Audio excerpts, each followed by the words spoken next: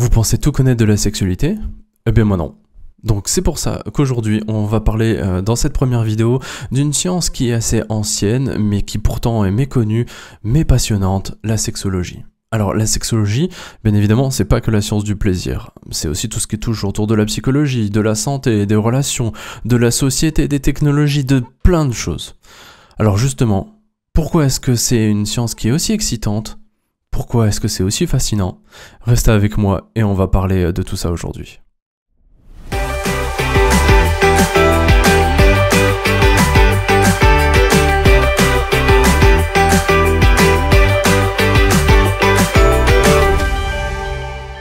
Bonjour à toutes et à tous, bienvenue sur Jérém Psychosexo et merci de regarder cette vidéo et de continuer à me soutenir dans cette aventure. Alors aujourd'hui, on va avoir cette première vidéo sur le thème de la sexologie que je vais diviser en 10 petites vidéos sur différents plans et sur différents thèmes.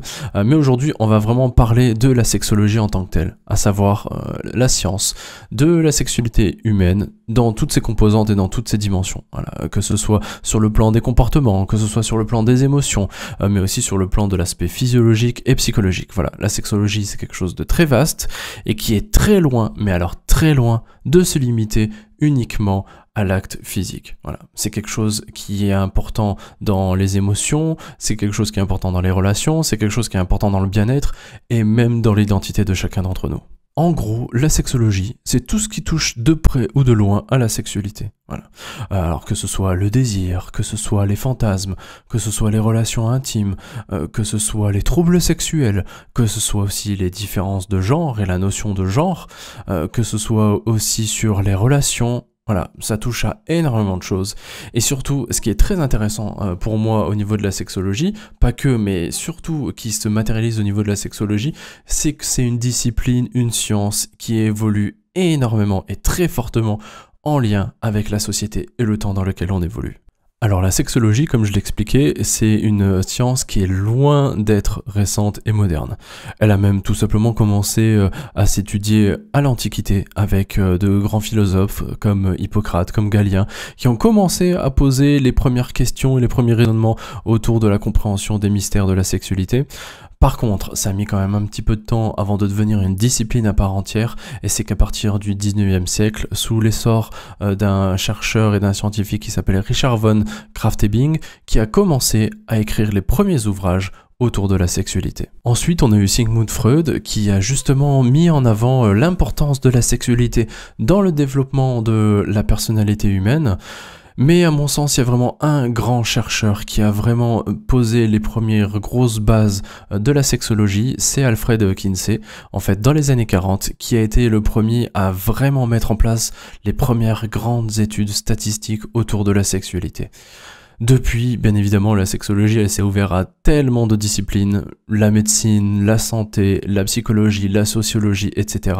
Et elle continue d'évoluer en même temps que ces disciplines-là. Alors dans ce cas, pourquoi la sexologie est aussi importante? Parce que tout simplement, c'est une science qui nous permet de nous comprendre encore mieux. Comme je l'ai dit, la sexualité, ça va avoir une influence considérable sur plein d'aspects de notre vie. Notre identité, nos comportements, notre bien-être, nos relations, etc., etc. On sait aujourd'hui qu'une vie sexuelle épanouie, c'est aussi un indicateur très important et très fort de bien-être mental et physique, mais aussi d'une meilleure santé globale. La sexologie, ça permet aussi, et ça c'est très important, de déstigmatiser et de traiter les troubles sexuels qui peuvent arriver à n'importe quel moment de notre vie et à chacun d'entre nous. Voilà, que ce soit la dysfonction érectile, l'éjaculation prématurée, le trouble du désir, le vaginisme, l'anorgasmie, etc., etc. Voilà. Grâce à cette science, on peut justement aujourd'hui avoir des outils qui sont adaptés, qui sont cohérents, qui sont pertinents justement pour pouvoir aider chaque personne qui présente n'importe quelle problématique. Voilà. Mais c'est aussi la sexologie quelque chose de très important pour la compréhension de notre éducation, pour parfaire aussi notre éducation, qu'elle soit globale ou sexuelle, qui nous permet aussi d'avoir une compréhension des maladies sexuellement transmissibles et qui nous permet aussi d'être dans une acceptation des diverses orientations et identités sexuelles. Dans ce cas, que fait un sexologue? La réponse c'est à la fois simple mais aussi compliqué.